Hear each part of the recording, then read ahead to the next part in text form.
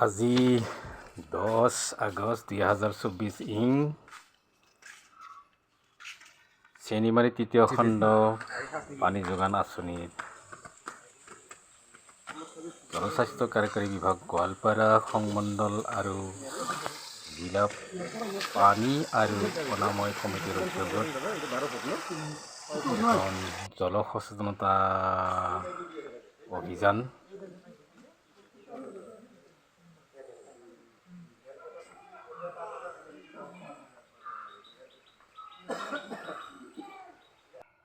এই অভিযানত উপস্থিত থাকে